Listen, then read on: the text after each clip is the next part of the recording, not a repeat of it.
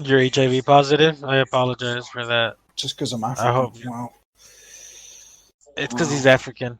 He's HIV positive. I mean, it's likely. I mean, what? Yeah. I didn't read the chapters because I didn't give a shit about either one. Wow. I'm joking for legal reasons. That's a Wow. joke. Wow. You can have people on your ass now. How are you going to do a podcast to talk about the chapters and not read them? Yo, Spidey, did you Um, post the last podcast in the Discord? No, I didn't because I haven't uploaded it yet. I was wondering. Yeah, I've been busy.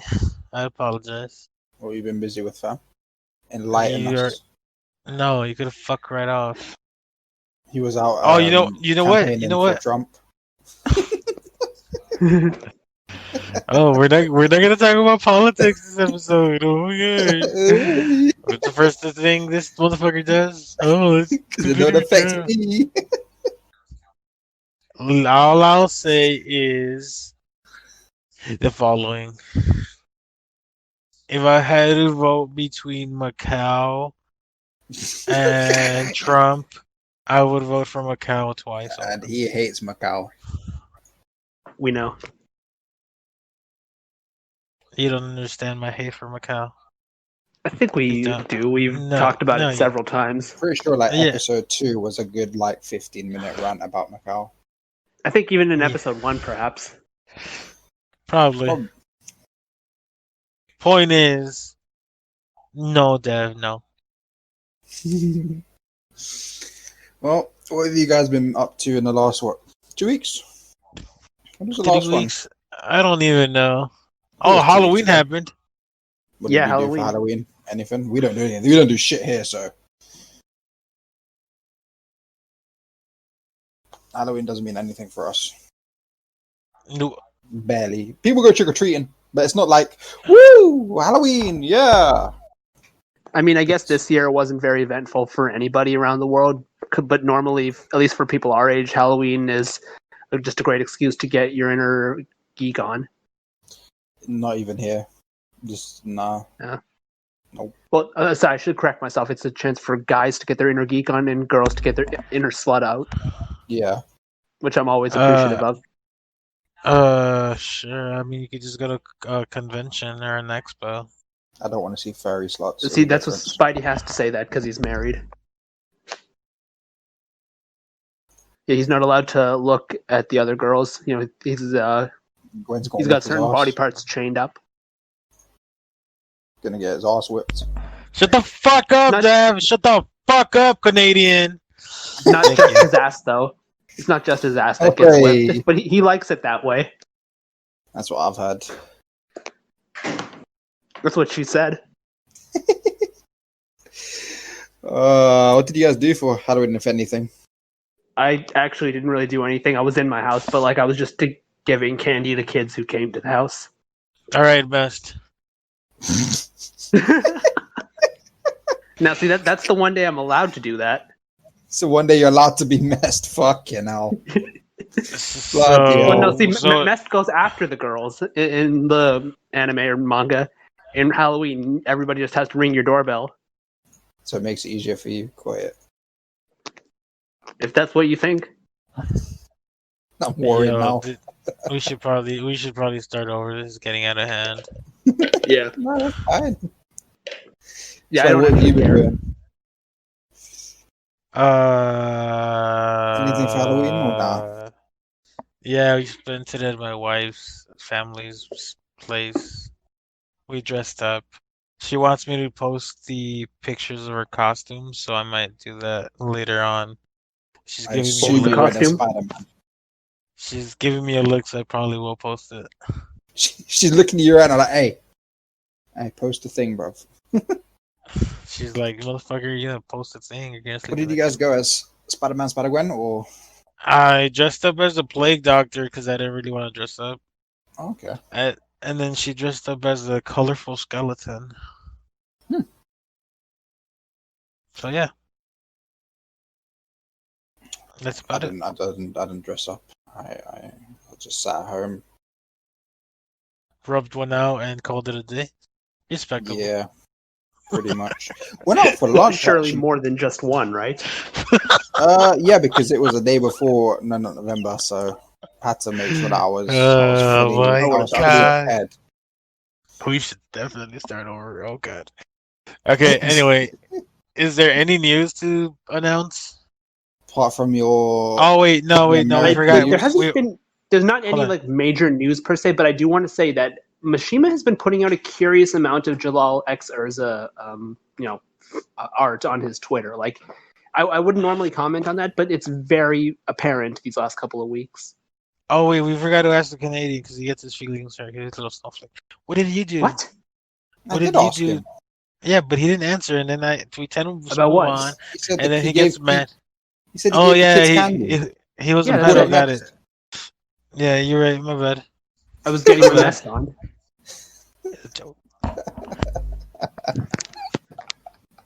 Cool. All right. You didn't watch any Yeah, no. shows or nothing? Oh wait, yeah, you did. You watched Oh. How I Met Your Mother. Yeah, man, fuck that show. Oh my I god, I'm so Wait, mad. Fucking, I Wait, fucking why? told you. Wait. Why fuck The that show? ending is shit. I Go mean, ahead. okay, like I'll stop. two major things. Like I was tweeting about those shows these last couple of weeks since the podcast's last episode. Sorry, I got a Twitter notification. Two things. Obviously, the ending, which was spoilers, so I won't really try to give that away. No, you Man, could spoil. You could spoil it. You could. You can spoil it, I don't mind. all right, It's fine, been like 10 spoiler years. warning. Fuck it. Oh, shit, actually, I'm very behind on the show. Like, it's been quite a while, but man, yeah, fuck the ending. He ends up back with the same girl. We've been told for the last 9 seasons is not, a good choice for him. His fucking wife died of something that we never actually learned what the fuck it was because, like, I don't know. See, this What? is what happened. This is what happened, Dev. I'm gonna explain to Dev what happened. Dev, for 9 years, they build up that you're gonna meet the wife, and you're gonna Oh, see how so amazing I've seen she the is. first season. No, hold on. Yeah. You get 9 seasons of build up where you're gonna meet the wife. You're gonna see why she's so great for Ted. And what do we get? We get a goddamn PowerPoint slide saying, "Yeah, we were together. She dead. Here's a fucking trumpet or whatever the fuck. I gave it to Robin. Robin sucks my dick now." That's some bullshit. Wait, so I've seen the first season, right? And you don't see the wife at all, and you talk about How I Met Your Mother. You're telling me the entire time you don't meet her, and she's actually dead. Oh, that pissed me off. I'm definitely not watching that. I'm definitely not bothering with that. Fuck that. Yeah. I was thinking of binging it one time, but nah, fuck that. Yeah, it was very disappointing in that regard. But I would like to say that was like probably the second most like annoying thing for me. I don't know why, but man, like I was actually more upset about the whole like end of season. Well, not the end, but like it happened like mid season 8-ish, like when what's her name? Victoria was like brought back, and then he ends up dumping her because she's like, I don't want you to be friends with Robin anymore. And then he's like, I can't do this, and then they break up, and it's like, fuck you, man. In my opinion, Victoria is probably better than the mother. Well, you don't know shit about the mother because you just learned about her in the goddamn PowerPoint slide. Fair Okay. point, but even then, like even with all we know her through her appearances in this 9th season when she was meeting everybody else, I still think Robin, that he oh made my the God. wrong choice. Robin is such a fucking stupid. That was like my first tweet. I think was like the scene at the end of season 7 where he was like taking her away and they were driving off in the car towards the fucking sunset, and like this girl should have been the one. Like the show should have just fucking ended right there, as far as I'm concerned. I mean, I know it couldn't have because we already knew about the fucking umbrella this and the roommate that or whatever of the lesbian girl, and it's just like, oh, fuck Ted. Ted's a fucking moron. They need to remake this fucking show and do it right. No, because I loved Marshall. Marshall was god tier. Yeah, he was the only good character in my opinion. Marshall and his wife. His wife was a little annoying at times, but she was pretty solid. She's okay. She's okay. The only one. I mean, yeah. To be fair, okay in that group is like god tier. So fair enough. Yeah, that's true. Yo, that's another thing. Like, man, fuck these characters too. Like, everybody talks these days about like the characters on Friends are horrible people or whatever, and like you only get to that conclusion if you really fucking overanalyze the show. But man, like all these characters are fucking horrible except for Marshall, and it's so obvious. Literally, you have Barney who's trying to fuck everything that moves, and everybody's Yeah. okay with it. And we have Robin who's literally the same, but is like trying to be not that, but is Well, yeah, that. and But it's like, but she's a girl, so she gets away with it. and then we have Ted who's falling in love as Yo, like I frequently don't know. as Barney fucking fuck something. Have It was you such seen the show You? Yes. I swear, like Ted is just Joe Light. Uh, maybe. Like I it's hate just Ted disturbing. more. I hate Ted more. I'm sorry. I mean that's fair. I That's your opinion, I, but like I can't. Ted is I Joe Light in my opinion, at least in terms of how he approaches things. 9 seasons worth of this bullshit just to be like, psych. Barney and Robin don't actually end up together because Yeah, no, like yeah. So basically, Dav, the 9th season has those two like getting married, and it's like a Seinfeld thing where it's like each episode of like 22 minutes is literally 30 minutes of their time. So like the whole show leads up towards that, and then it's like the second to last episode or something. And then they're within like 8 minutes into that like two-part finale, they're like, yeah, we divorced. Wait. What? Yeah. Exactly. That just dropped the topic. So they got married, but then divorced pretty much instantly. Well, like in the show timeline, it's been like 3 years, but yeah. 3 years, a marriage for 3 years is basically instantly. That is not. Yeah, I guess you're correct. You're correct. Bruv. So when did the kids come in? During that 3 years, I assume? The two don't have kids. Oh, wait, yeah. Yeah, well then I haven't even seen the first season, so. What I don't get is Ted marries. It's the same shit, honestly. Ted marries a girl. They bang. She has kids. She dies. So this is some Star Wars type shit. How did she die? They don't say. What? COVID, bro. She dies of COVID or some shit.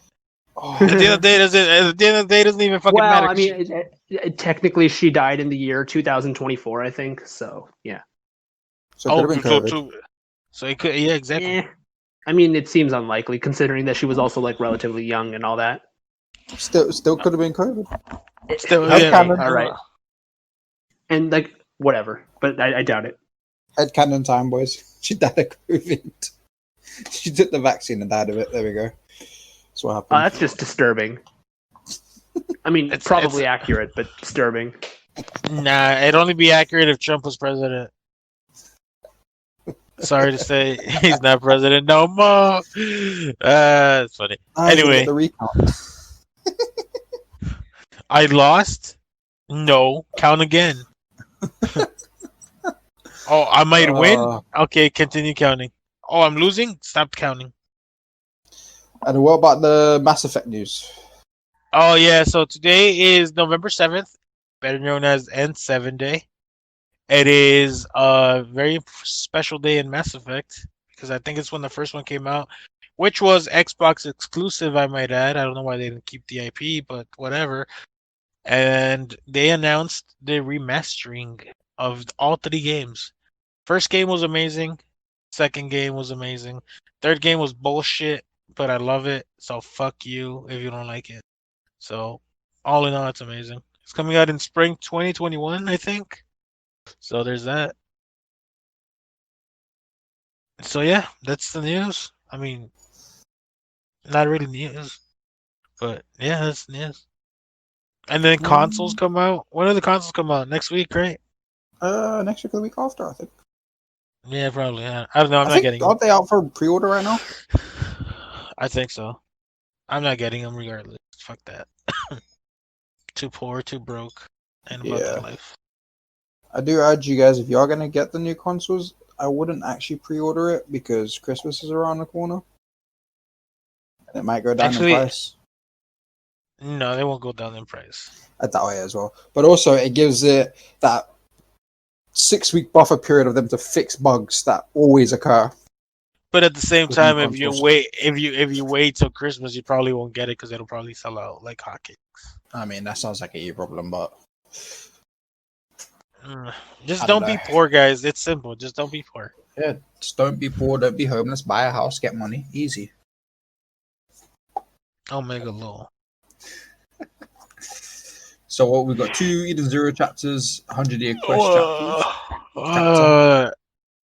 uh, okay, sure. Let's talk about it. No, anything else before we go into it? King, what are you cooking? Wait. There was news. There's a series. Oh, Eden Zero is having a crossover with Fire Force to some extent. I'm sorry, what? Yeah. Well, Fire Force is having a crossover with certain Kodansha properties, and Eden Zero is one of the bigger properties, so they might have a little crossover. Nothing major. When you say a But little crossover, do you mean in the manga or? no, nigga, it'll be like a spin-off, or not a spin-off, like an omake or something, Okay, or how okay. how white people say it, omake, an omake. It'll have an Omiki. omake. We want Omiki. I don't think I've ever heard any person of any color ever say it that way. I've heard several white people say omake, so I'm making fun of your kind. I'm not. Never mind. You're Canadian. Whatever. What are you cooking, fam? Oh yeah, He's- I'm making chicken. I've got a special recipe that I make with a variety of different spices, little Frank's Red, sriracha, ketchup, Man's and the everything. Colonel from KFC, fam. for oil, he's using Trump's tears I don't think that would be What? very good Why oil. would that be oily? because he's fat. Just use Fair the enough. sweat then. All right, so but yeah, there's gonna be a little. For him to sweat, he'd have to exert physical effort. Bro, he just has to stand up. There we go. God Oh, damn! burn. Oh my god! I mean, he looks pretty burned already. We don't want him more burned. True. Okay, so yeah, the news is I don't know. I don't read Japanese, but it seemed like it was a little crossover between Kodansha or between Fire Force and 20 Kodansha properties. We know Mashima is the Pretty big heavy. boy Mm. in Kodansha, so And he's expect friends some. with the Fire Force author. He's friends with everyone. He's chill. He's like, True. "Ah, Yeah. But like specifically with that guy, there's actually like an interview the two of them did, and the author Yeah. of Fire Force even said his favorite character from Fairy Tail was Brandish in Brandish. particular. So Yeah, it was like they probably know each other to like a deeper extent. It was in like Dude. volume 5, if I'm not mistaken, and Mashima said that Something like that, yeah. his Can you favorite imagine? girl. Hold Sorry, on. carry on. Mashima's favorite Fire Force character was Tamaki, the cat girl. Sounds about right. Mana culture. Yeah. Bro, can you imagine that the Fire Force gang turning up behind just seeing Natsu breathe fire? And they're like, oh, he could be part of the Fire Force. And Natsu's like, who the fuck are you guys? Well, I think they did have a little crossover with Fairy Tail. Can you guys imagine? This is kind of off topic. Can you imagine Attack on Titan manga with Mashima's art style?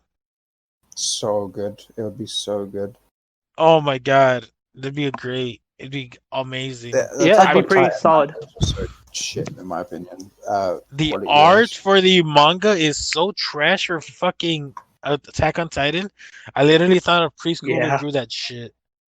Like, holy shit. Can you imagine? What's the other if manga Mashi- that had absolute awful art at the beginning? Like it literally looked like a fucking preschooler. Yeah, but no, like Attack on Titan is like especially bad. It's like literally like you wouldn't think that the publishing company would accept sketches. Yeah, you really wouldn't. It looks that bad, Def. Yeah. It really does. Oh god. Oh, come on now. I'll show you some screenshots later, but let's move towards the actual conversation we're supposed to be having. Alright, cool. So 100-year quest. Let me put it up. Dragon, chapter 68, Dragon, Moon. Dragon. Moon Dragon Selene. God Selene. Yeah, Moon Dragon God Selene. That's a nice Find cover that. art. You know, I was just about to say, is this some like weird Dragon Ball Z Sailor Moon crossover chapter or something like that? Oh yeah. And then, of 'Cause that course, you actually find. That'd actually Whatever. be pretty badass, but like, yeah, go on, man. All right, no. I'm just gonna give a quick little background. You can find the chapter in Sorcerer Weekly if the website's not dead, and No, of it's still course, of course, Manga Decks. All right, Dev, do the honors. Cool. So chapter 68, Moon Dragon God Selene. Very nice cover art, I have to say. What's her name? Urza. Nice little cleavage, nice thighs. The Did I sword at the post the back looks cool. chapter in series updates? I don't think you did. I don't actually remember it lining up. Shit. I should. Oh, I did Check. the raw chapter. No, I did the raw chapter. Okay, fuck it. Whatever, I'll do later. Cool. Okay, go on. So chapter starts off. So if you guys remember last time, they came across what's her name? Faris sitting by the tree, being held hostage by not hold hostage, prisoner by Wendy, Edilis Wendy. So they arrive. They carry on talking to her about Elentir, where Faris explains that Elentir is a completely different problem to Edilas. So if you guys know that Edilas, she has literally no magic. She explains that Elentir actually has so much magic power that they have to expel some of it. Otherwise, it can just erupt like a volcano. And that is what her job as a whiteout wizard is. So she explains that they've been there for many years and that their job is to erase the magic to ensure that it doesn't create this massive explosion. She then continues to explain that someone cool turned up one day, a woman, and that woman is Selene, and asked her if she could erase Earthland's magic power. Once again, we're seeing this idea now of Selene. She's quite blunt. She just asked her, "Can you do it for me?" And Faris says, "Why would she?" And she explains that she's one of the 5 dragon gods, and that they are not all on the best terms together. And she explains that the reason that she wants it done is because they are at risk and they need to erase the other Earthland's magic, or else they're going to come and basically destroy, well, they're a danger to everyone else. And she explains that she traversed many worlds and it's very difficult to find any wizards that can erase magic power. However, she finally found one in this world being Elentir. Faris tries to explain that's nothing to do with us, however, that Selene convinced her that it is everything to do with her, because Selene herself cannot rest until the other dragon gods are in, as long as the other dragon gods are in Earthland. If you don't kill those 4, and this panel was really fucking great, she then says, Elentir is mine. Faris looks absolutely shit in it. She is, I don't think we've seen a character more scared in a while in this manga. And Selene asks her, "Can you see my magic power?" To where Faris, you can see the absolute despair on her face. She says yes, and she realizes she can't say no. So Faris says, "Well, if you've got that much magic power, surely you have the strength." And then Selene actually brings up that she might be able to kill one of the gods, the dragon gods, but she is very likely possible to die as well, as all of our powers rival each other. So she needs the white wizard's power to gain an advantage. That was all explained in a flashback. Then Faris goes back to the present day where she explains that she stole Tuka's body, and the first thing that she did was take control of the white magic cult. It kind of spiraled a little bit out of control because of the amount of power that she could get. And Selene's plan first involved whitening out Alderaan itself. They wanted to manipulate Alderaan into fighting the other dragons. However, obviously it all failed because Selene told him that if the orbs were to be destroyed, then Alderaan would lose his power. But instead, as we all saw, my man was revived. Started fucking shit up. So Selene lied to Faris about this, and she doesn't. They ask her why, but she doesn't know. And Edo Lucy then sums up that Selene wanted the other dragon gods out of the way. She asked Faris to wipe them out, but just as Selene planned, when she tried to wipe out Alderaan, he was revived instead. And no one really understands what her true intentions are. Gray brings up the idea that, okay, so the only reason you really helped is because you were worried that Elentir would get destroyed by Selene, and there was no real room for negotiation. Just then, who shows up but our girl Selene? I mean, your girl Celine. You We all not agreeing that she's kind of hot? No? Am I the only one that let her kick me in the head? Okay, wow. So she turns up out of nowhere. I mean, you might be the only one to let her do that in particular, but... And in a little portal, and everyone gasps, and someone brings up, who was it? Edo Wendy brings up that is that anima what the Edalus lot used to travel, and she says no, that's Aqua Era, the same power that Tuka used to bring them to Edalus. Celine then reads herself and says, "Well, I've taken quite a liking to Elantir, so I've decided to live there. Day by day, little by little, I'm going to kill the humans." And she says actually something that makes a bit of sense. If you think about it, it would solve the problem of too much magic power. All right, Thanos. She then actually revealed her true intentions of waking up Alderon. She calls it Elder Chan. It's just to make boring old Earthland more interesting. So she was just there to cause chaos. And So she's a crazy bitch. She a bitch. She crazy as hell. And right from the start, her entire intention was to revive him. But she never really imagined that he would get defeated. So, yeah. Our boy Natsu, it stands there. You can see he's actually quite angry. And Celine then shows her actual mindset. It's no good for me unless the world is ugly and distorted. Elantir is fine. It's already full of distortion. Everyone starts to get a bit upset. Faris calls out to don't destroy our world. To where Celine actually fires a cheap little shot at Faris and hits her in the stomach. Piercing right through. Rest in peace, Faris. And Celine actually says that Elantir has already been destroyed. Everyone obviously rushes to Faris' side. However, Natsu, being Natsu, flies straight towards Celine, ready to fight. And she recognizes him. Okay, we talk about that. Natsu quick this entire exchange. So, I can't say because you don't watch my hair because you didn't fight. So once Ferris dies, and you have the Natsu and Celine fight, the entire fucking design and art for that shit is just amazing. Yeah, I was actually about to say the panel, especially the explosion from Natsu, obviously using his fire to launch himself towards Celine. It's just so well drawn. Celine recognizes him as the person who defeated Elrond and as a child of Igneel. And actually says, "You really are Igneo's brother." So, it really shows that Celine recognizes Igneo's power. And she says, "Just this once, I will play with you a little." That art, that whole panel, Celine blocks his fist and actually turns into her dragon form. Brother, it looks like some American dragon, Jake Long kind of thing.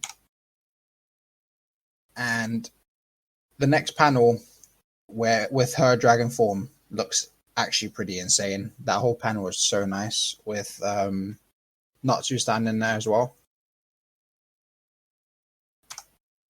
With them actually staring down each other, she actually says, "Let's go to Elantir." And she pulled the moon closer to them. And used it as some kind of entry point into Elantir. Everyone's gone except Edalus Wendy. She's just left there. And she makes a note that she thought it changed to night all of a sudden, but it's daytime again, and everyone has disappeared. Everyone lands out of thin air. And Tuka, or was it Tuka? Tuka, yeah. Tuka makes note that it is the transportation magic from Celine. Faris is still lying there, basically dying. However, when he makes a note that luckily her vitals were missed. Natsu himself being hothead, where did she go? And Happy points out that there, on top of a cloud in Elantir, and my girl Celine is sitting there on her lounger, I guess, with a drink, saying, "Now then, time to play Dragon Child." And that's the end of the chapter.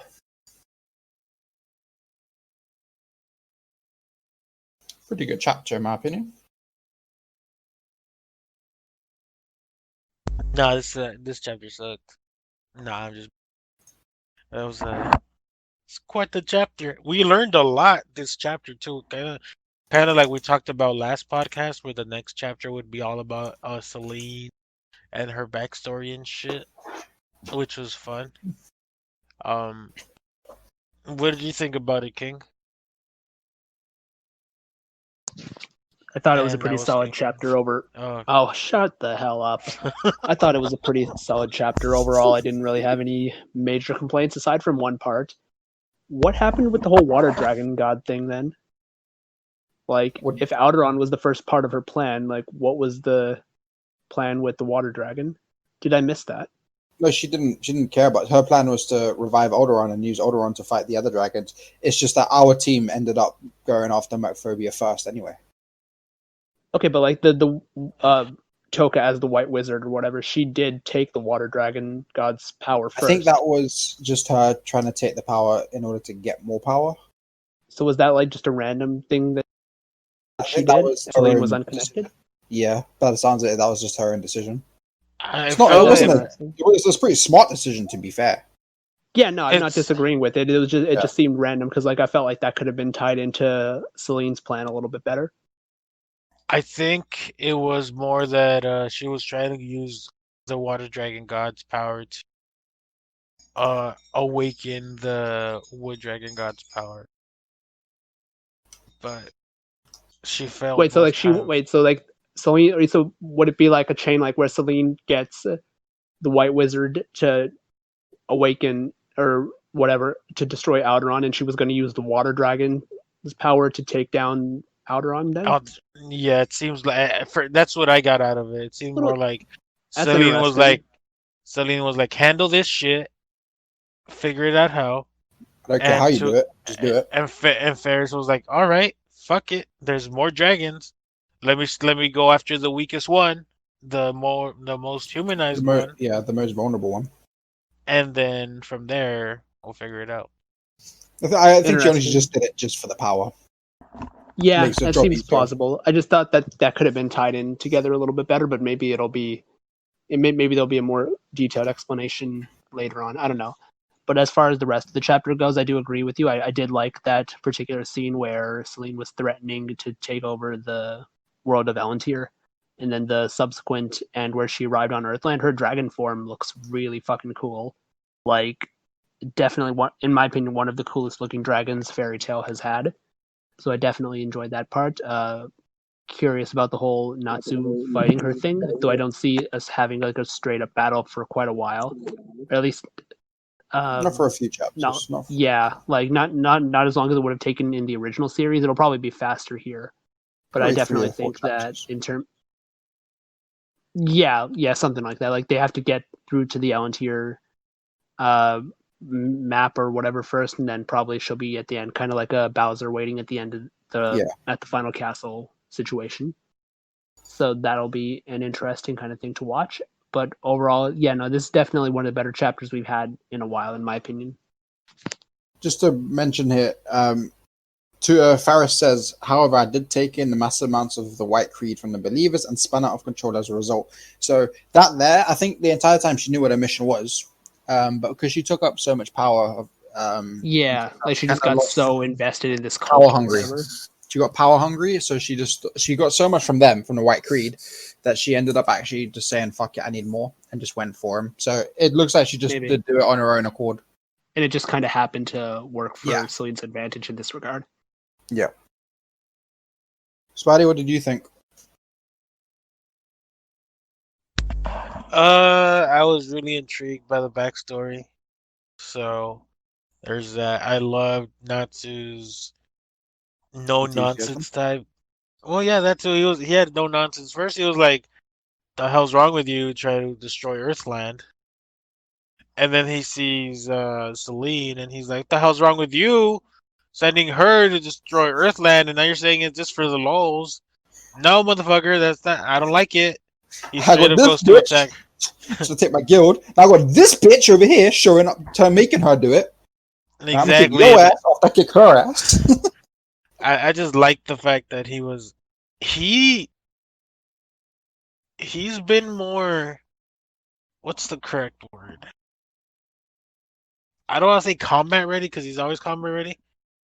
But He's been more calculated with his fights. Would you say he's been easier to anger as of late? Yeah, it seems like he's been more easily angerable, if that's even the word. Agitable. Yeah, agitated. Agitated. Yeah, no, I don't think he's agitated. I just think Fuck, maybe he's triggered. There we go. Kind of like that, cause okay, with when he was in Nettalos, he was chill, he was having fun, he wanted his daughter to be his daughter, even though it was his other version's daughter. But he's like, no, that makes her my daughter. She breathes flames. And he was having a lot of fun. But then, when he's fighting when he meets these new people, he's ready to fight. He's like, all right, let's go, square up, bro. And it's kind of insane. To be fair, if you look back at Mercphobia, he wasn't like that. And then when you realize how powerful Mercphobia is or was, and he realized, well, if all the dragon gods are supposedly of the same strength, I think that's when he realized he kind of needs to make sure he's taking it serious each time. So when he encountered Alderaan, I mean, he still said to Alderaan, I think that you're good, but then eventually he realized, like, I thought you were all good, but it's clear that you're not. So this is going to make it a No, lot no, easier. yeah. So I think he's just accepted now that once they show up, it's going to be a fight, and he can't. He needs to take it serious from the get go. He can't be Goku. Well, nobody's Goku. Nobody's that stupid and then poorly written. But Well, I that's a feel like story for Luffy is another pretty day. comparable, but that's another discussion. Yeah, we don't talk about One Piece in this Christian server. What? Why not? Because that's an unchristian anime. Yeah. Sorry, Bro, we get only it talk about together. Christian animes. If you say so. No, but yeah, I don't know. Something about Natsu, his personality has definitely changed. And I don't know if I'm the only one noticing it, but he's been more,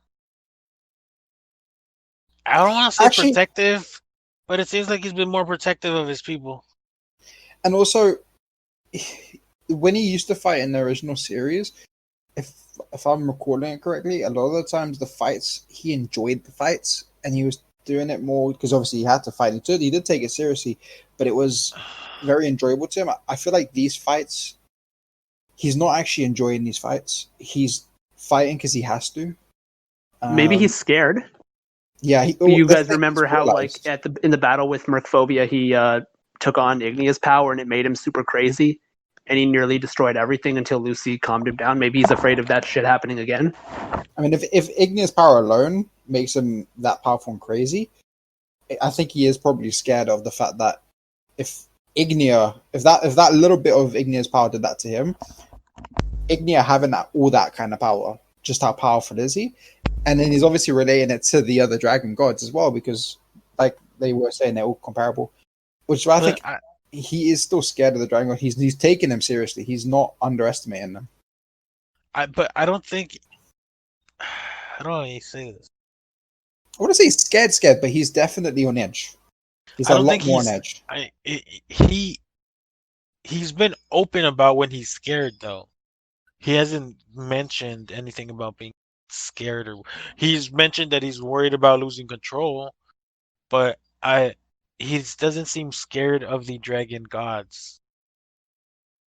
Because with Macrobia, he wasn't really scared, and Well, he I tried to think be patient. maybe that it's more that he's afraid that he has to, like, get crazy again, like in the battle with Mercphobia, and he doesn't want to do that, so he wants to just take them out before they get to the point where they push him to that level. Yeah, but that kind of goes to my point that he's being a lot more protective of his people and making sure that. Which I don't really have an issue with.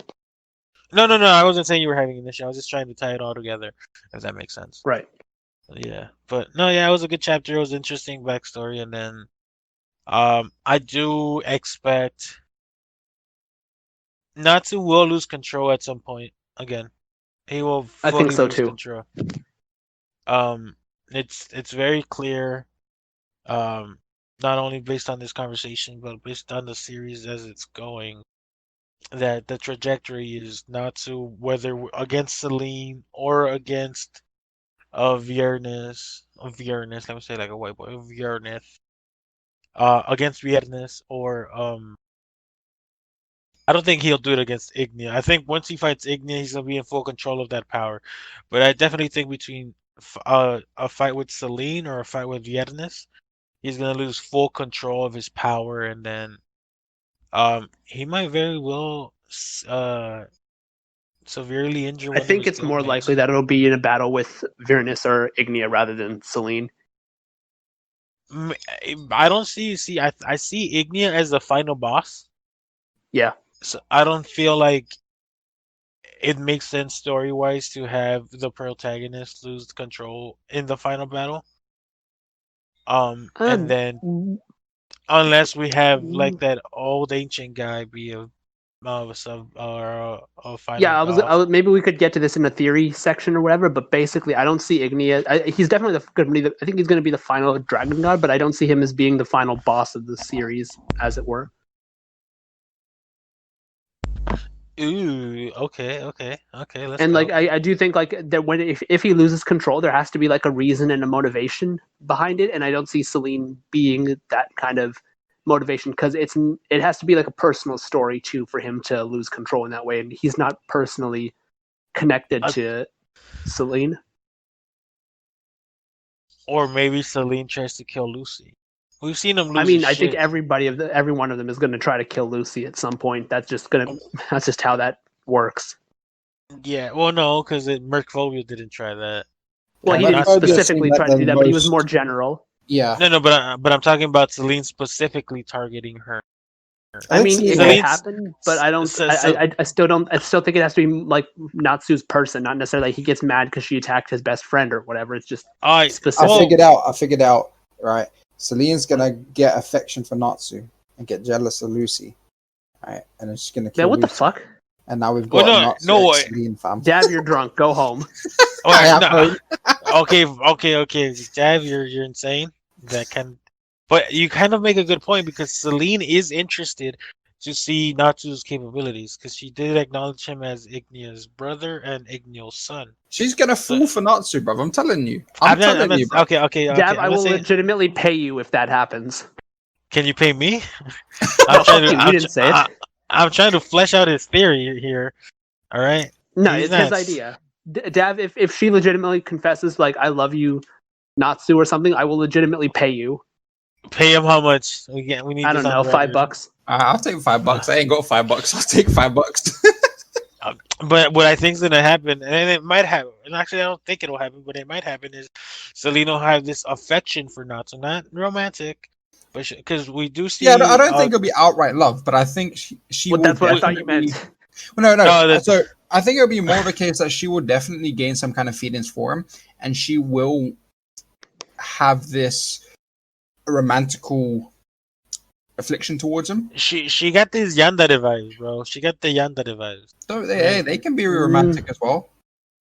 No, but yeah, yonder, I don't know how to Yandere say is it. where they're like sweet at first, but then they turn crazy later. No, yonder, yeah, basically, but they crazy bitches. Is basically the Yeah, moral of the story. Yeah, right. I But like think they have she's to so. be gonna end up sweet like at that. first. I think So it's Celine's gonna gonna do that because remember Celine was like, "Oh yeah, don't worry, I won't destroy Ellen Tier. You do this for me." And all of a sudden she's like, That's "Nah, not fuck sweet. you." She was threatening her. That's not sweet. But she wasn't being as menacing as she was after. she did change the medicine like that. So Yeah, she was. It was. I don't. Yeah, this doesn't count as Yandere for me. Yeah, I see her as a young. Yeah. But fuck that word, crazy bitch.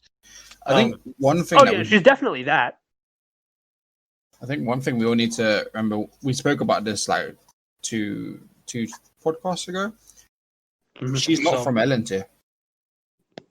oh, that's another thing Right. I wanted to bring up. We have no That idea where she's from. Well, presumably she's from Earthland. Not well, no, because necessarily. well, she said she's one of the 5 dragon gods from Earthland, and Well, no, so she didn't. No, she didn't say she's one of the 5 Jangos from Earthland. Yes, didn't she say did. that. I'm pretty sure she didn't. Well, we could. She said I'm one of the If someone 5 can get Dragon the gods. chapter up, but She like, well, says I mean, to be fair, we know that the 5 dragon gods, and she knows Ignia, and she knows Algeron. So the implication is that she is from Earthland. yeah, like Igneous said that they were all born and raised on Earthland. Oh, did Igneous? I don't remember. I'm Okay, pretty he sure said he that, said yeah. something like that, and that like Ah, all of them were raised but by their mothers because dragon fathers don't raise their young, and they Mhm. all they're fled to deadbeats. Giltina to escape from Acnologia when they were small. One thing we need to mention is she said she's traveled a lot of dimensions. So there's definitely more than just the 3 that we know of. Yes. Presumably, yeah. And also, we also know now, because remember last time I said, yo, has she just got like 3 TVs? Or is she literally Right. going there? She actually goes there. She goes to each of the places by the looks of it. And the Yeah. way she does it is with Aqua Era, which is the same way Tuka does it. So it looks like Aqua Era magic is the It's the dimension hopping magic. yeah, that's what it's used for.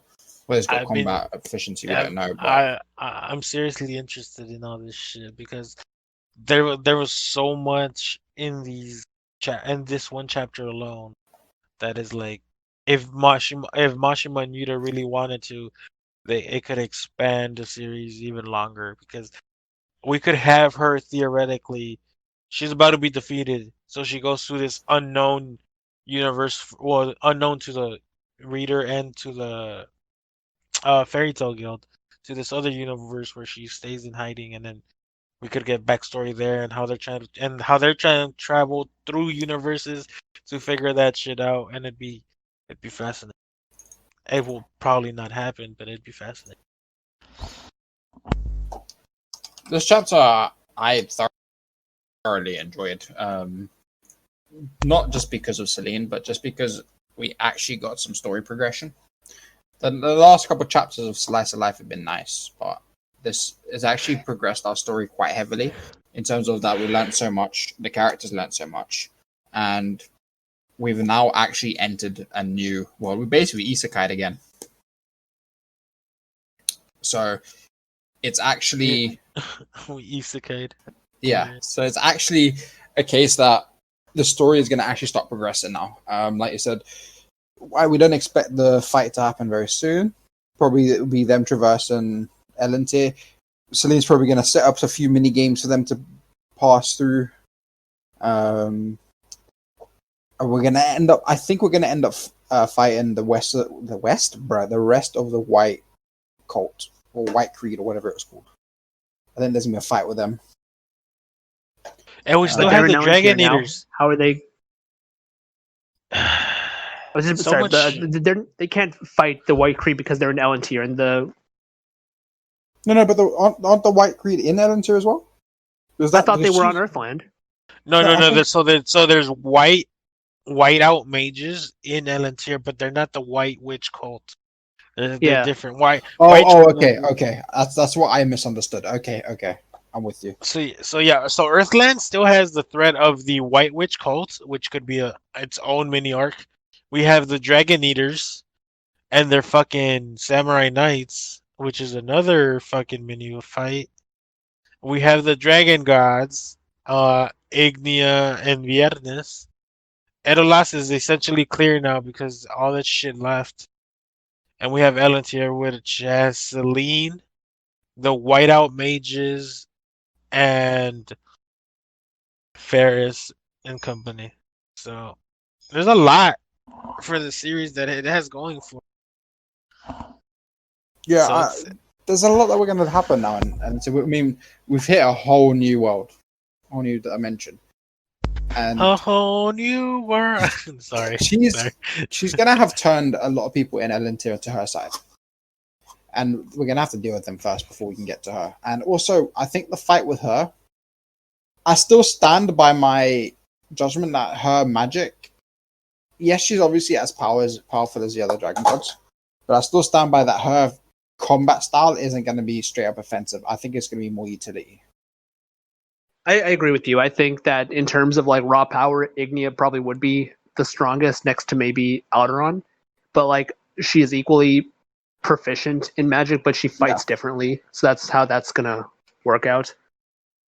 So I think she's going to be more utility based, but she's Something like that. Yeah. She might be an enchantress. She might just enchant herself, something like that. It's possible. Yo, we got free 2.0, bruv. Imagine. The better version, sure. I'll take it. The one who's not completely useless. I mean, he used to be really fucking good, like way back during his introduction, and then like he just turned became useless later on. Yeah, like after the time skip.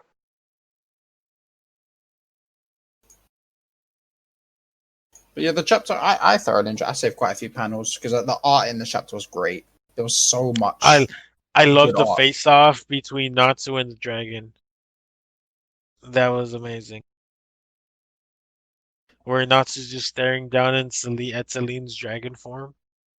and he looks angry. It gave me vibes of when he was fighting the other dragons in Grand Magic Game.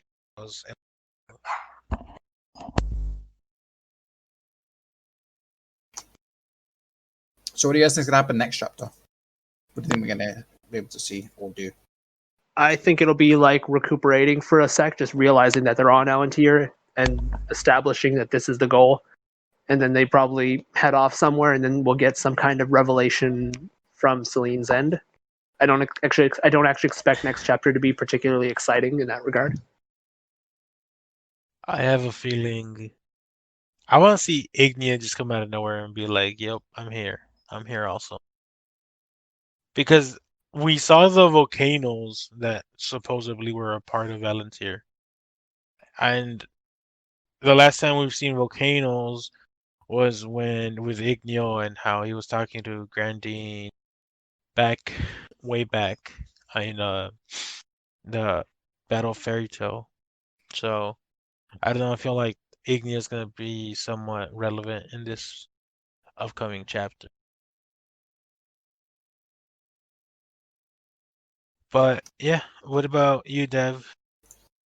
I think it's just gonna be nothing much next chapter. Apart from I think what I imagine it to be is the group walking around Ellentir trying to find their bearings, and Celine just watching them commentating on it, kind of like an Attenborough documentary. I wonder how they're gonna get underneath the crowns. Did I say crowds or crown or clouds? Clouds. Yeah, underneath the clouds. My bad. I'm a ham. Yeah. I mean, if the Xyz can use their magic, they can just fly him down. I mean, we know Happy's a lazy fuck. He still True. carries. Although what I would say is like that is interesting though that they're on clouds. Like clouds should not be something you can sit on. Unless you're Goku. Well, that's a different type of cloud. It is interesting that they were dropped on a cloud. Spider, you're echoing, bro.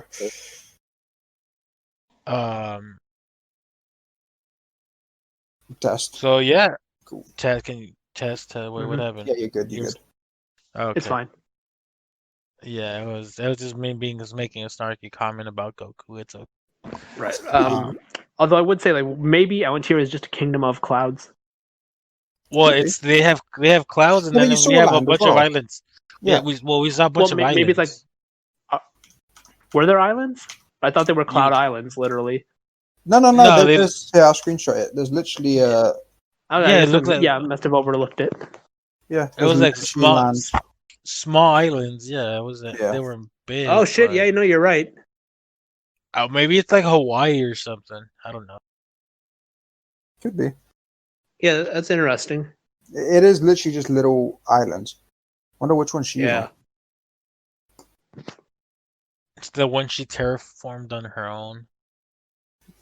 Oh, fucking hell, Brandish as well. I'm intrigued to see if oh no, Aquarius' key wouldn't be there because it wouldn't make sense. It Well, couldn't be because they said it was in Giltina. Well, no, the implication was that it was in Giltina. They never confirmed No, Brandish it. straight up said it, right? Well, I mean, how would Brandish know though? That's the thing. I mean, presumably someone told her, But heard a rumor, something. I- I don't think there's any way it would have gone to a totally different no, yeah, dimension because the celestial spirits do seem quite tuned to Earthland in that regard. no, yeah, but that's true. But I'm saying we don't know for sure that it's in Gillitina. It could be in another part of Earthland. Is what I was. I trying mean, to I get feel at. like you're speculating at that point. All the evidence does seem to point out that it's in Giltina. No, I'm not denying that the evidence is there, but I'm just saying it was an outright confirmed by the Celestial Spirit King or them, because Virgo does say, "Oh, I have a feeling, I sense Aquarius's key or something along those lines," when they were going to Guillotine, and Brandish did Yeah. make a little off remark, but at the same time, it hasn't. Well, been no, I mean, I'm confirmed. pretty sure she outright said, like, Aquarius's key is in Giltina. I won't give it up. Whatever. Yeah, I think you're talking more about the Omake that came out with Volume 7. But- No, I'm pretty sure she said this like near the end of their first encounter in the boat. Yeah. Because I know in the Omake she also talked about how she's looking for the key, but Yeah, no, she did do that as well. But I remember her saying it specifically to Lucy, and that like the reason she's there is to get it. So it's like, well, presumably she knows it and is in tune in that regard because her magic power obviously is much more than Lucy's. I don't get why she just doesn't shrink the entire world if that's the case. Well, I mean, she's not that powerful. That's neither here nor there. It's extremely here nor there. Sure it is. Sure. Man, whatever. All right, all right. So, what did you guys rate the chapter? 8.5. Dev? 8.5.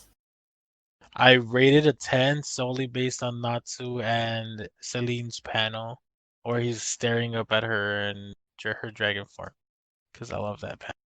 That was a good panel. That was probably one of the better panels in the series so far. Not gonna lie, I really liked it. I didn't like that some of Natsu's coat was like fucking bubbles and white. Man, forgot to color it in, but it's okay. Still looks. Um. So yeah, that was a chapter.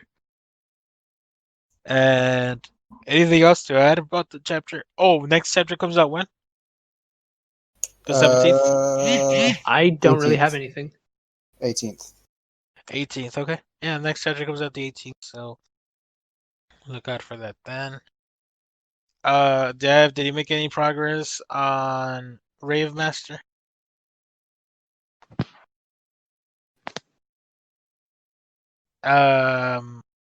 King, did you make any progress on Eden Zero? I did not. Alright, well, let's carry on then. So, while Spidey reads the documentation to see if he can find a time, we will start with the Eden Zero chapter. So, King, we shall see you after your food and at the end of the podcast. And since I have not read up to date with Eden Zero, I will depart for now, but I will see you guys at the end. Yeah. All right, man, in a bit. So, Eden Zero, we're on chapter 116 and 117. You can read it at the Sorcerer Weekly. You can also read it on readedenzero.com. Bear in mind, Sorcerer Weekly does upload it a little bit later because they want to make sure people support the official release. So, with that, chapter 116 is the Sky Sweeper. It's just the Ivory looking kind of hot, bruv.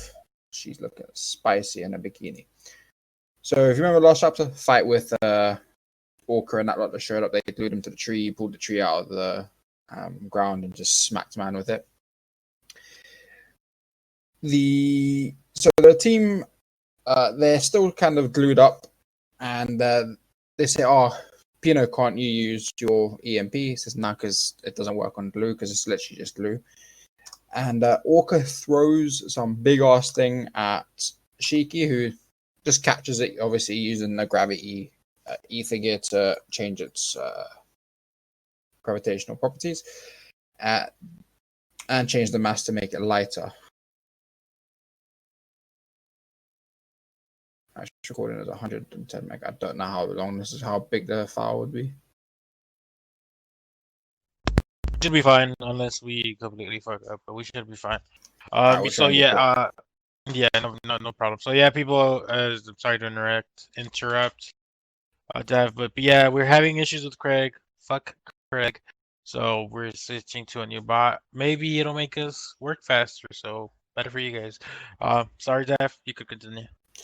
So Shiki uses his ether gear to pull the glue off of them, which actually ends up tearing their clothes as well. Lovely.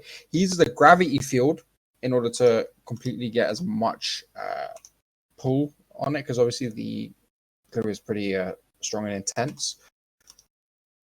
The enemy team is actually completely surprised by the fact that he is capable of doing that. The girls are quite embarrassed at the fact that their clothes are basically almost been ripped off. And these spaceships start to fly above, drones, shall I say. And the team that they're fighting actually says, "Oh, we hadn't cleaned up the sky yet." And these drones are detecting multiple humans with high ether levels, exterminate them. So it becomes a cat and mouse game. The team starts running. They start dropping bombs, and the Orca then charges towards the drones, and his ether gear seems that he actually takes control of it. He brings out he basically smashes it, pulls out a bunch of wires, and takes control of it, and starts firing at all of the other ones, taking out the other drones. However, our team, Team Shiki, actually gets separated from each other. So everyone's by themselves. There's Shiki by himself, Homer by himself, Weiss, and then Rebecca and the two mini ones, Happy and Pino, are together. They've got no connection. There's no signal or anything. Weiss is with whatever fatty's called. Forgot her name. However, Weiss manages to contact Hermit, and she mentions that there's a strong radio interference covering the entire area. Can you guys get back to the ship with a bit of a problem? With your powers to stop the mania affecting the planet before it gets to the shining stars. So she's obviously talking about the virus. Homura then cuts to Homura where she's struggling with the heat. And she mentions that she's always been unable to stand the heat and her consciousness is fading. And then our clown boy turns up and says that, and basically has a bit of fighting words. We then cut to Rebecca, who is putting something over her chest because her clothes basically are burning off. And she says that she's going to need to look for the others, which then the woman turns up and says, no need for that. And you will never be seeing your crew again. Cut to Shiki, who's also looking around, who then comes into contact with the big guy Orca, because he's the only name I can remember.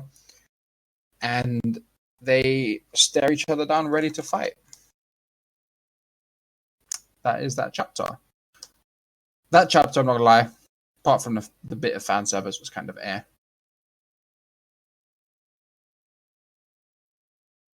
Spidey. Oh yeah. Oh, I thought you were gonna read both chapters. My bad. Yeah, that chapter was okay. We got some stuff going down or setting up to some stuff, which is interesting. We keep going back to these two robots and their humanity. I'm interested to see how this virus will affect the shining stars, because Homer is clearly human. So I'm intrigued, but yeah, like you said, there wasn't much going on except for the prelude, if you will, to all these fights. So with that, chapter 117, Shiki versus Orca. Okay, it's Orca, not Orca, my bad. The cover is Hermit with a dog. It's really adorable.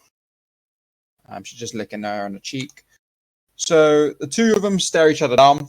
Orc uses his ether gear to, I assume, to take control, or to basically he just throws the thing at Shiki, who dodges it like he always does, and their fight begins. Orcs and mechanical armor is very large. Shiki obviously lands a connecting punch to it, to where he actually manages to do some damage to him. However, the guy pulls his arm back and turns it into a minigun, which fires ether bullets.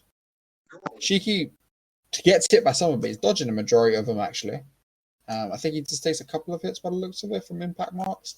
But he starts zigzagging, dodging them all, and Orc says to him, you're quite fast. And he actually realizes that he is... So whenever, obviously, Shiki uses his maneuvers with his ether gear, it's falling in style. That's basically what he's doing. And Orc clocks that. He says, you're falling in the direction that you want to go, which Shiki then takes the advantage of his abilities and lands quite a heavy blow to his face, double flying kick. And Orc then questions where he got that power, and again he brings up Grandpa, taught it to him, the Demon King Ziggy. He's tough and he's really strict, but he's actually really nice. And he starts crying again. He taught me about the importance of having friends. The dude, like everyone else right now, is saying, why are you crying, my guy? That's what are the tears for? That means it is Ziggy's power. So Orc realizes that it is literally a copy of Ziggy's power. Just dang it. That's why I can't believe it. I can't believe Grandpa's gone crazy. And he realizes that he says that there has to be a reason for it. And Orc says, whatever the reason, you saw what he did to this planet. Took over the machines, killed the humans, burned up the forest. Ziggy did all of this. It's true. His evil is truly worthy of the name Demon King. So we're going to kill every android on this planet. That's what Orc says, to protect the humans. So these guys, instead of robot lives matter, their human lives matter. And to show Ziggy what happens when you try to start a rebellion, we're going to destroy all the robots. The fate of the Aoi cosmos decreed by Poseidon Nero. We are Poseidon Nero's commando team Beast. We're on a mission to purge this planet. We will remove. So that's Orc telling them. It then cuts to the woman saying to Rebecca, we will remove anyone who stands in our way. Cuts to the clown dude. And anyone who dares defy us. And the woman says, will be deemed an enemy to the Imperial Majesty, the great Poseidon Nero. This is where we actually see she converts her body into gas. And Rebecca tries to shoot the happy blasters, bullets go right through the smoke. And her ether gear is called Smoke Bar. And she actually lands quite a connecting blow on Rebecca called Spark Heaven, to where Happy actually turns back into his normal form. It's electrically charged smoke, and she detects a drop in ether. You are just a small fry. Cut into Homero versus Clown Dude. She realizes that she needs to find a place free of the fire. She can't put a call upon her full powers here. However, she's saying this out loud rather than in her thoughts. To which she says, oh, I like the sound of that. And the adorable side of it, oh, I spoke my thoughts again. Because I just love kicking people when they're down. And she brings up, do not fall for the same trick twice. She cuts up all of the glue that he's fired. However, the glue tier can do this as well, where he starts to have a hot melt ability, where it all starts raining down. So she's obviously cut it all up, turned it into tiny bits, and he's just made it rain. And she starts going, well, getting completely pelted by this hot glue. Cuts to Shiki Orc, where he says, Grandpa was my family. If my family is doing something wrong, it is my job to stop them. Which Orc then says, nah, it's going to be me. And Shiki gets fucking pissed, where he says, we're protecting humans. And he says, I'm going to protect the robots too. And Shiki goes into overdrive. Still looks really cool. And the guy actually makes a note of something that I don't know if it was noted before, but when he goes into this overdrive, he says, what happened to your gravity? It's different than before. This is your ether's critical point. Maggie mech attack looks really good. Meteor breaker, and that is the end of the chapter. 117 was a lot more for me. It was a lot more enjoyable. The fight was really fucking the bits of the fights were really good, and I can feel like when we actually get into a proper fight, it's going to be as great as it has always been. But I am not liking this constant trend of it feels like every arc kind of has the same pattern to it, but maybe I'm wrong.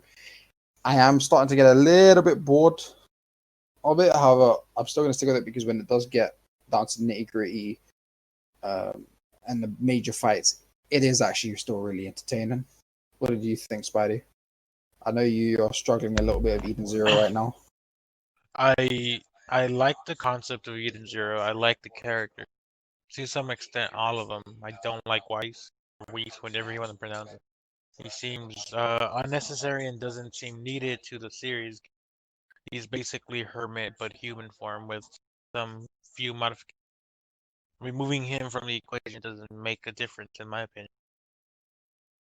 I am getting constantly tired of being such a whiny little bitch. I'm sure the Eden Zero community is gonna call me a hypocrite because I like Natsu. There's a difference though. We don't expect a lot of out of Fairy Tail because it's just Fairy Tail, yada yada yada. And we've constantly hyped up. I know I've hyped up. I know you've hyped up. I know a lot of the fandom has hyped up Eden Zero. Shiki is essentially the worst and best traits of Natsu. When he's fighting, he's amazing. His ether gear, his overdrive, everything about it is. But when he's not in combat, he's trying to have everybody be his friend. Literally everybody. We were talking about this earlier when we were trying to figure out Craig. since like chapter 106 when we're in the Red Cave planet. It's been constantly about robot lives matter, robots have feelings, robots this, robots that, and that mini arc was one of the greatest things Mashima has ever done because you really felt that emotion, right? You really felt the robot loves the human and the human loved the robot, and they didn't care that one was a robot, one was a human. It was beautifully done. But since then, every chapter has been robots are the robots have feelings, robots matter, robots are important. I'm gonna have she cry because God knows why. And it's just gotten to the point where it's just frustrating. Like, we know Mashima is a talented writer. I'm not expecting to write the next New York bestseller of all time, but he's falling back into the constant let's make Shiki a crybaby. And people want to debate this, and that's fine. Debate you want it. You're wrong. How you try to justify it, it's still not true because if Natsu was doing this, people would be giving Natsu so much shit, and they gave Fairy Tail so much shit for every fight Natsu had. Every fight Natsu had, regardless if he said friends or not, people said, "Oh, he's gonna be saying for his friends, yada yada yada, this and that." But Shiki is literally doing that. Every fight he's had, oh, I don't want to make my friends cry. Oh, my friends. Oh, I'm doing this for my friends. Oh, my friends this, my friends that. It's like, dude, we get it. We are aware of you. You love your friends. We get you want to have friends. We get you were raised by robots. We get it. So it's.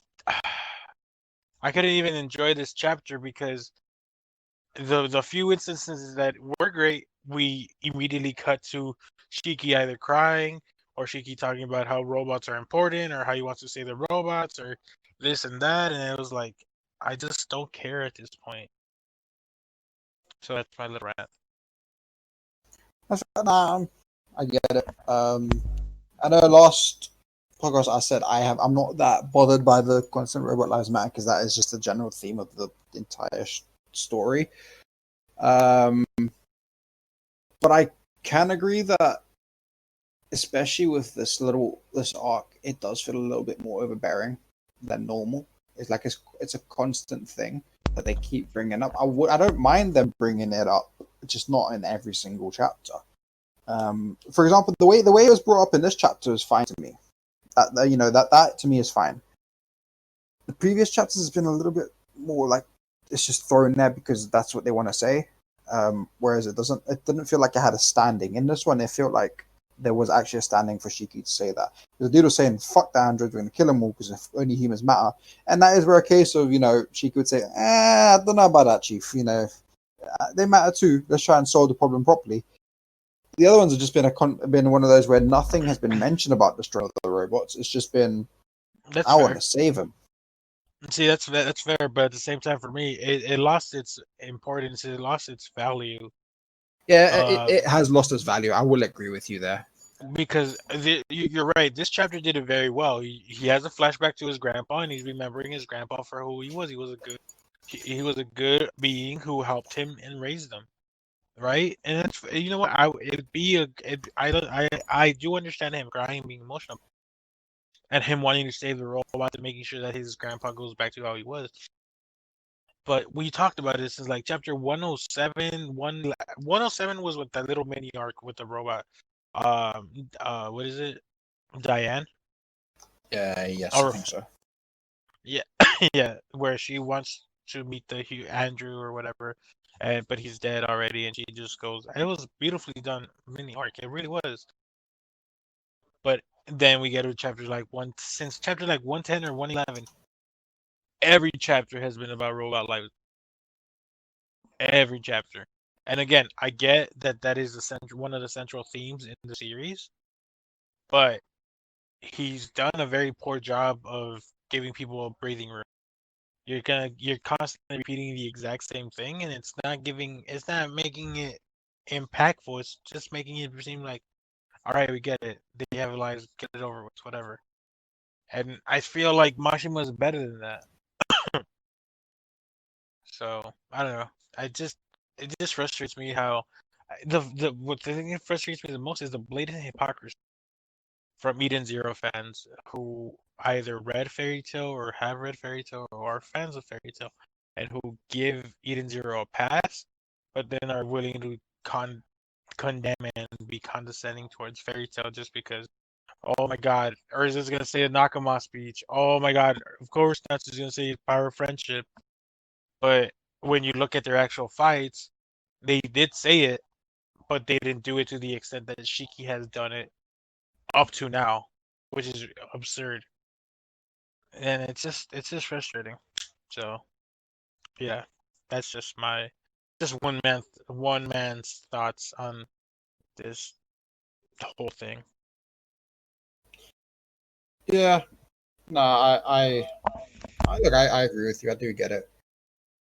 I am just kind of hoping that the fight, because the fight that should be coming up soon, um, I say soon, it will be in quite a few chapters, but I'm hoping it's going enough fights for us to keep going, because the fight have been really good.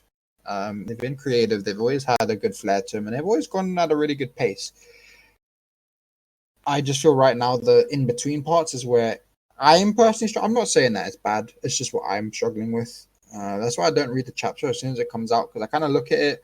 I see what people are saying, and if there's no like hype comments about fights and stuff, I kind of just like, I'll read it when I can, kind of situation. Whereas in the past, I've kind of been like, yo, the chapter's out, let's read it.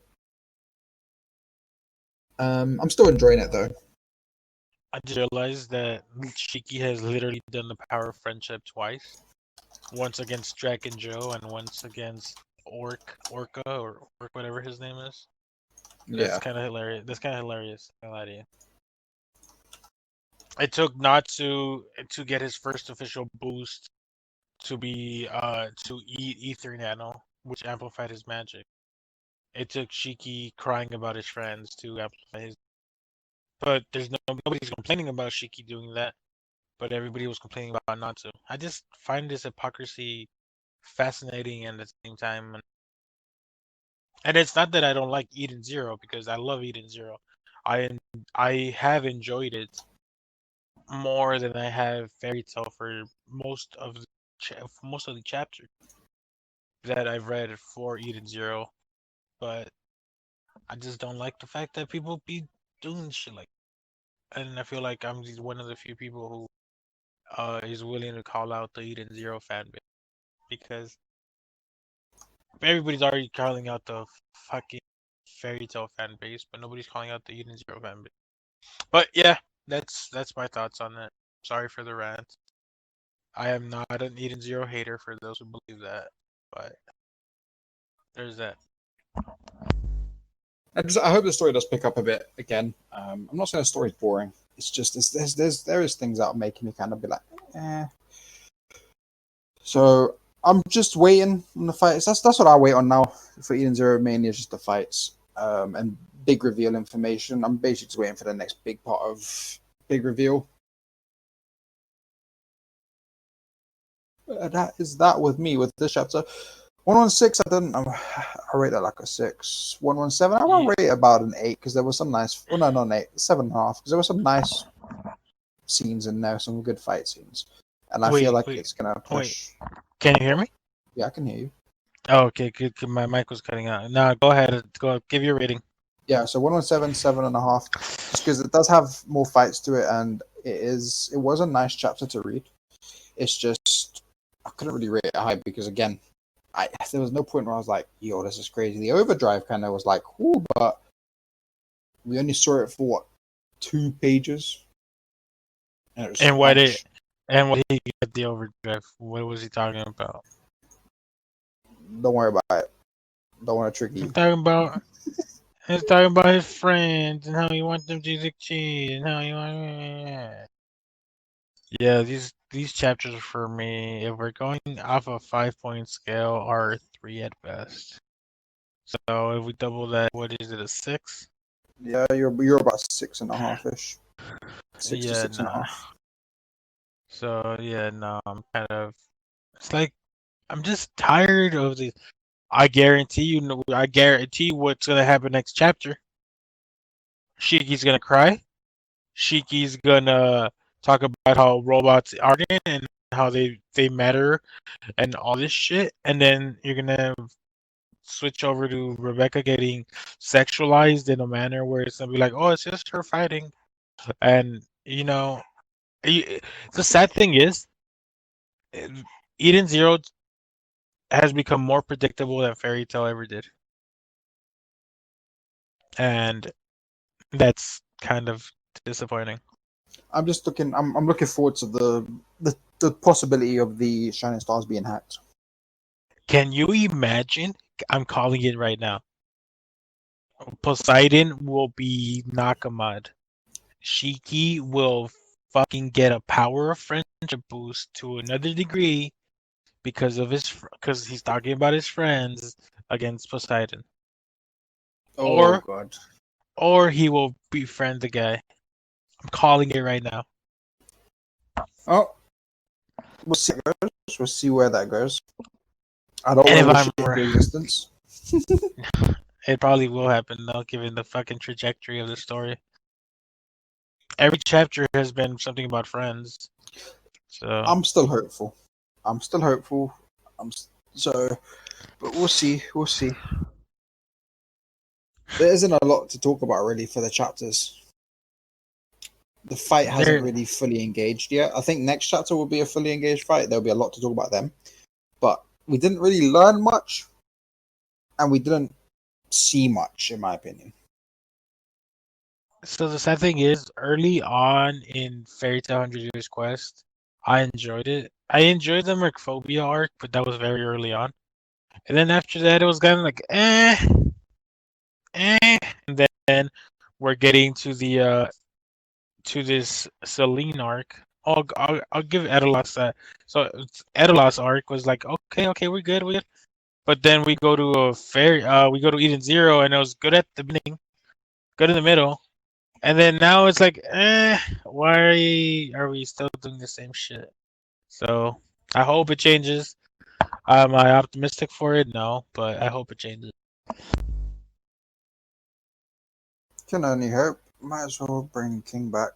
Unless there's anything else you want to say about it. I haven't got anything else to add. Yeah, read Crazy Food Truck. It's a lot better than the last few chapters of Eden Zero.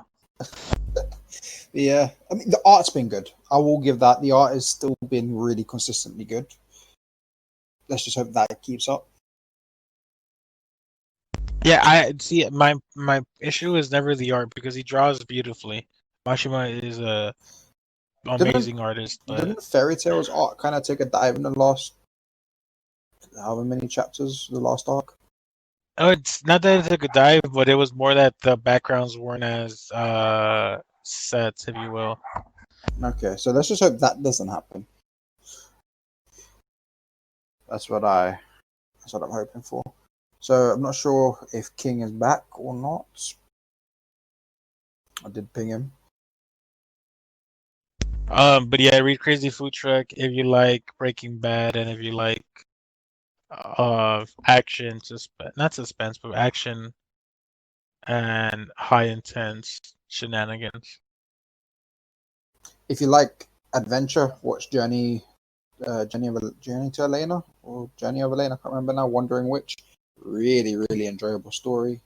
Journey to the Center of the Earth. No. That is good. That's a good. Yeah, Brandon Fraser never disappoints. If you like romance, Tony Kawa is really good. That's actually really enjoyable. Uh, Um, Danmachi season 3 is pretty solid so far. It's been pretty top tier. Not gonna lie to you.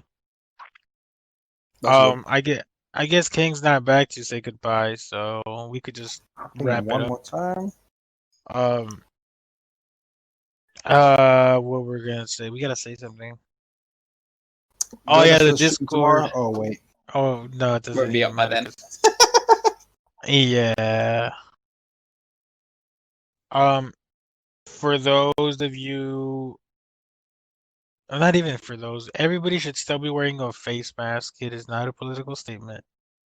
It is It's just common sense. Oh, there he is. No, see, no, because Americans are fucking stupid and they made it a political statement. Just quickly. I Well, want to that's test what I'm something. saying. Like, it is common sense, regardless of what some other people are trying to make it. I want to test something. If you've gotten to this point of the podcast, right, at me in Discord, right, or comment in the comment section because I do check it every now and then, right. No. Yeah, okay, go. I got an idea. Go. And just tell me that you've reached this point, right? I want to see something. There might be something in there for you. We'll see. Look, this is what you're gonna do, people. If you reach this point in the Discord, the In the number is podcast. 4 in the podcast. Sorry, in the podcast, you're gonna message me the number 42. If you message me the number 42, I will move you up 1 rank. I don't give a shit if you were in Heroes and you need to go to the other one. If you reach this point in the podcast and you message me in DM, not in public, because then everybody's gonna see. If you message me in DM 42, I will move you up 1 rank. And Or if XP you're rank. female and older than 18, message me the number 69, and we'll see what we can do about that. Don't be a Alright. Oh my god, you stupid fucking guy. God. You're Yeah, about said you're about to get people that are 18. What, bro? You're about to get you're in shit now, fam. Oh You know my what? God. That's their fault. If I demand ID.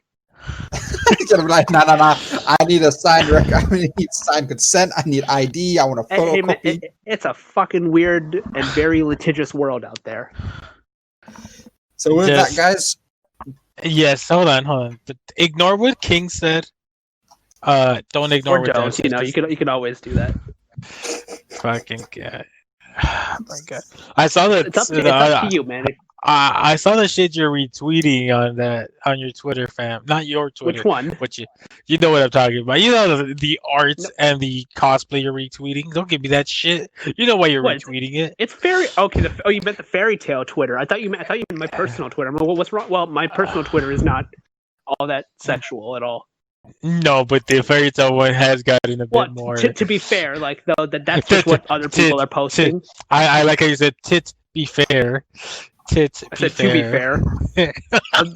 Those also be fair, but like to also be fair, all right. there is a lot of that kind of art being posted on Twitter in general. And what I actually do is like, if I see something that's pretty decently done, but it doesn't have much in the way of like, you know, likes and retweets, I will retweet that just to bring some awareness. But if I see something that's like already like viral or whatever, has like 300 plus likes, I probably won't unless it's particularly good, because I also wanted to try to bring attention to things. And that especially goes for cosplayers, because that's actually like, I mean, not saying art doesn't require it, but like I think cosplay, because you also have to put in a lot of money in that regard. So yeah, especially for those guys. Well, And girls too. Yeah, I was about to say. To be fair, the girls are a lot more. They have a lot more variety, because think about it like this: Urza has like 50,000 like different outfits or whatever. But how many does Gray really have, or Natsu? Think about that. Why do we? But Gray's useless. Why would you want to cosplay as Gray? Well, that's not my decision, right? It's their decision. So with that, I'm gonna hit save because I don't know how big the file's gonna be. No, before don't forget, wear a face mask, wash your hands, don't go out unless you have to, and yeah, stay safe. Okay, yeah.